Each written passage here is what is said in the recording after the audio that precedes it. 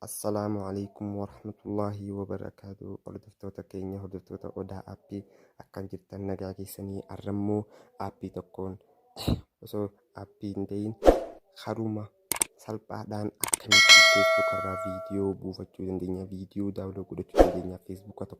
Feesbuuk irratti amma viidiyoon gadhiifamuun baay'eetu jira. Viidiyoo san feesbuuk irraa akkamitti daawunlood godhachuu dandeenya kan jedhu waliin ilaallaa. Qalbiin hordoftoota keenya ammaan tan ammoo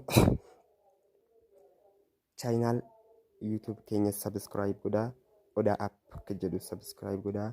Amma gara qophichaatti yaa dabarru hayyee amma viidiyoo tokko akkamitti feesbuuk irraa daawunlood godhachuu dandeenya kan jedhu dura laayitii kana keessaniiti. Amma feesbuuka kana jalatti amma viidiyoo kana argine yoo itti xuyne asirran nu bana waan ta'eef akkamitti daawunlood godhannaa kan jiru haruma salphaadhaan dhufneetuma opeeraa keenya keessa seenne opeeraa keessa hoggaa seenne hoom piroofaayila keenya irratti shirguunuus feenu bikkatti viidiyoo san maqaa viidiyoo san itti argine irra dheenye jechuudha. Maqaan san amma Gaalmooris kajoo kanarra dheenyeetuma itti barreessina. Hayyee hordoftoota keenya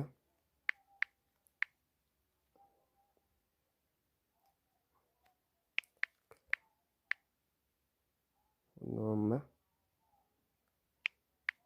asirra nu fide Gaalmooris kana itti xuyna.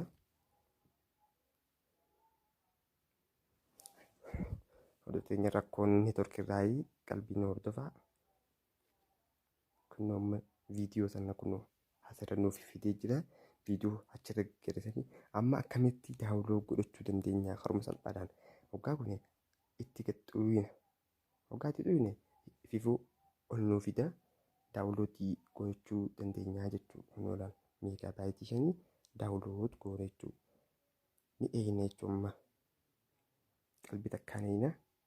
Hayyee hordoftoota keenya qalbii takkaan hordofaa. Hordoftoota keenya kun oofaa jira. Rakkoon neetworkii nu qunnamee kunoo eeggadhaa oofaa jira. Kunoo amma dhiyaate.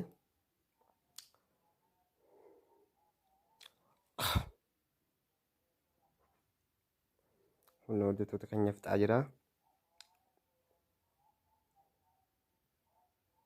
Dhiifama nu godhaa rakkoon neetworkiin biyya keenya waan jiruuf.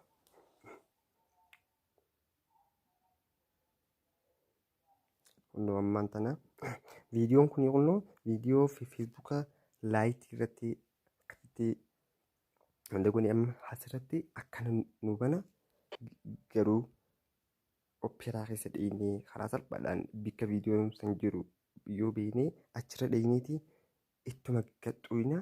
Hoggaa itti gaxxuyne ifi nu bakka daawunlood jedhu nuu fida. Opeeraa kee jala dheeteeti seentaa feesbuuka akkaawuntii kee irra dheetee jechuudha. Amma kana sii fida ani waan amma daawunlood godheef riipilee naan jaa. Kanaas nu daawunlood godhii naan jaa ammaan tana daawunlood yoo godhuu fedhe asumaan tokko jechuudha. Amma viidiyoo kana daawunlood godhuusaa akkanatti waliin haalaallu kunoo.